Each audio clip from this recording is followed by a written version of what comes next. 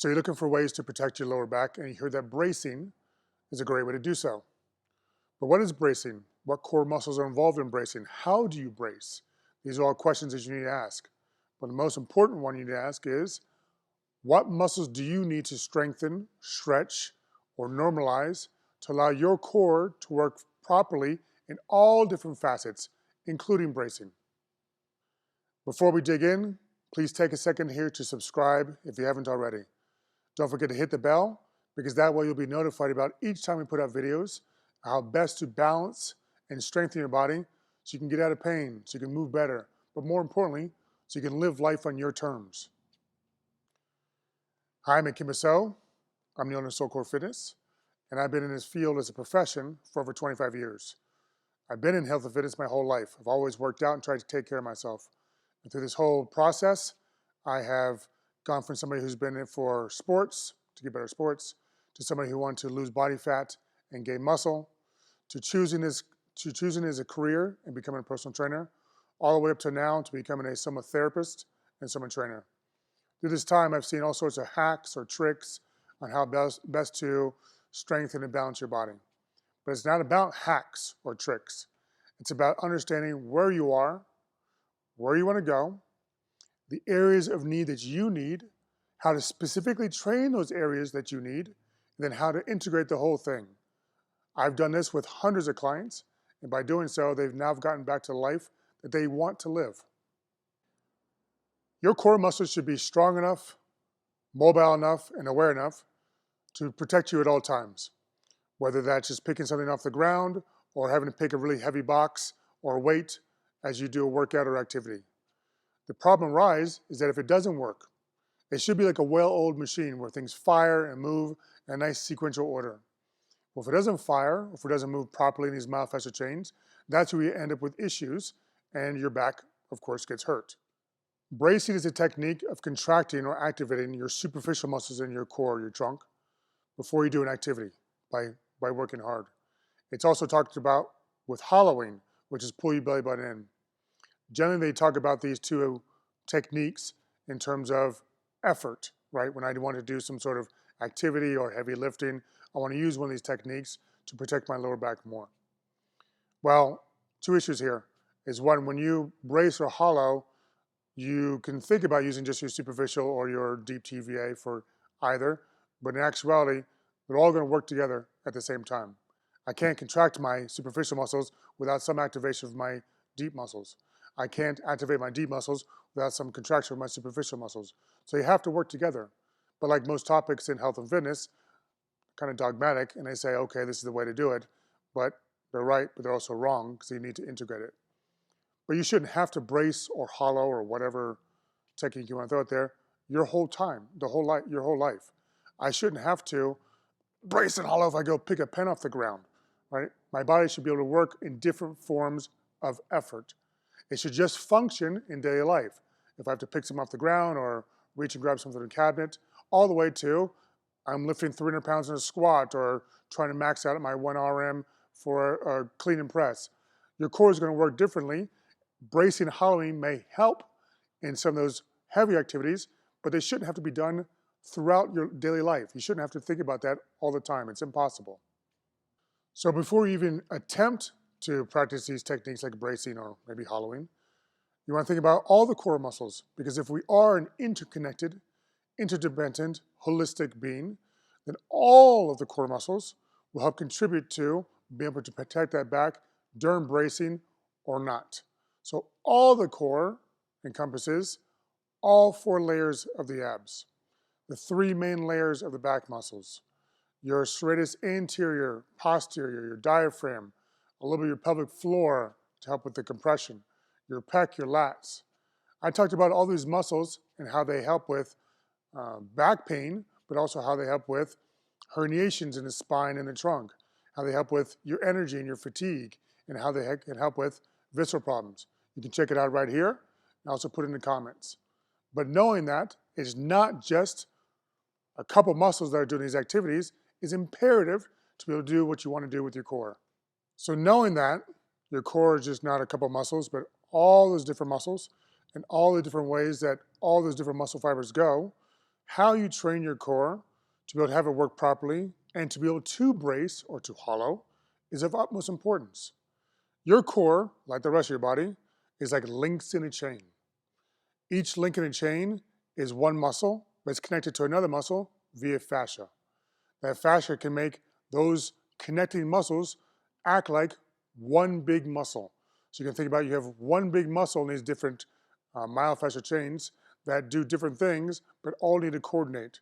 So thinking about training all those different muscles in the different ways they need to be worked, but also train the fascia, which dictates the shape and function of those muscles, is super important. On top of that, you need to think about the most important muscles. I said in quotations. But the most important you can think about is the deeper muscles.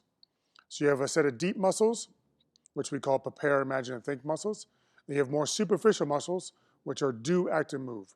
This is a study done by Bergmark, so don't take my word for it. Talk to him. I don't know if he's still alive. But he developed this back in the 80s, that the deep muscles dictate how well we move. Prior to that, people thought the deep muscles were holding my body in place, and that's true.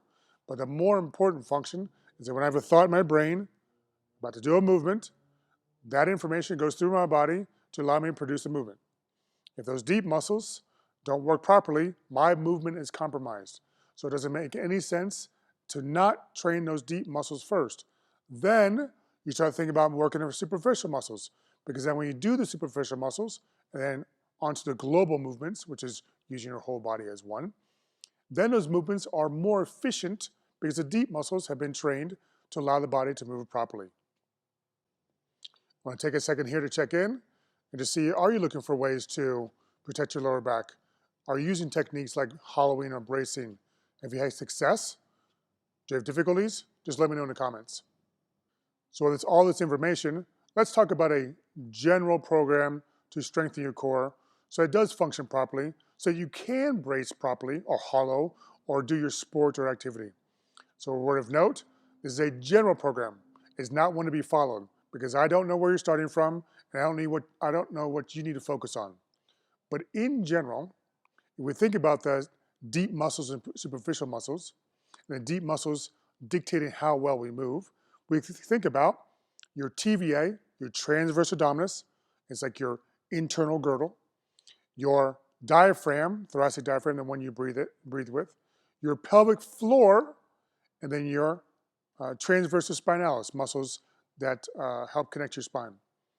So to train the TVA and the diaphragm, it's a little different than most muscles because I have to use a law called Pascal's law because there's no easy way to just say flex your arm and work your bicep. You can't just do that with the TVA and diaphragm. But I can use the force from Pascal's law to strengthen them. Pascal's law says that if I exert force, especially on a spherical structure like a ball, that force that I push down goes out omnidirectional in all different ways with equal force. So I can use that with the TVA and the pelvic floor to strengthen the diaphragm. So if I pull my belly button in, contract my pelvic floor, my peritoneum, and then use the breath, breathing in, to try and force out or to release the TVA and pelvic floor, but I keep it contracted with effort, that will cause strengthening of the TVA. I use a similar technique for diaphragm. So I use a breathing technique to first get awareness of the diaphragm, that when I breathe in, that my diaphragm goes down and my belly goes out and I'm not shrugging my shoulders. But then I can use that to produce force. So I take a weight and I put it on my belly button. So once I have awareness of how to use my diaphragm and I put a weight here, now when I breathe in, I have to use more force from the breath and more force into Pascal's law to strengthen omnidirectionally the entire diaphragm. To work the transverse spinalis, you can work them two ways. You can work them longitudinally because they help coapt or keep the spine together. And they also work with extension and rotation. Extension and rotation can cause bad forces in your spine because when I do rotation, I get compression in my spine. It's not bad if you're strong enough and mobile enough to happen. But right now we haven't trained that. And I'm assuming that it doesn't do that very well. So training the transversus spinalis longitudinally to help open up your spine, to bring more awareness from your spine to your body, and to keep everything flowing is the most important. The technique I like the best are eldoas, because I can take each segment of my spine and target it with a specific posture to make sure I get each segment properly, as opposed to if I try and do something like hanging or inversion table. It's not specific and also doesn't produce an effort in your body so that your body learns and understands.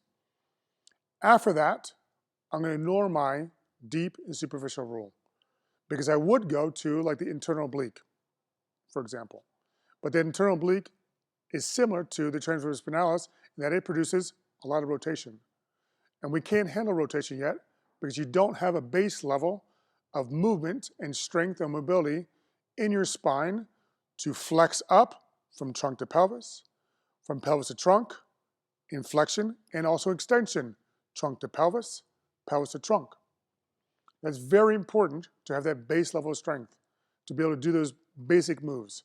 After that, then we go back to those deep muscles, the internal oblique, the external oblique, to be able to work those, to work the iliocostalis and all the different back muscles. But having that base level from the TVA, the diaphragm, the transversus spinalis, the pelvic floor, and then base level of flexion of the trunk to pelvis, pelvis to trunk, and then extension of trunk to pelvis, pelvis to trunk, is going to be the most important part of the program. So what is a good base level for these muscles to be segmentally strong? So for the TVA, be able to do 5 really good reps. Supine, means lying your back facing up, is a good base. For the diaphragm, minimum 20% of your body weight to do 3 sets of 20. For all the other segmental muscles in your core, a minimum of 50 reps. Those 50 reps will allow not only good neural muscular communication, but allow that area to develop more workers, more muscle tissue, which will also add to more neuromuscular communication. So when I say add muscle, it doesn't mean get big and bulky.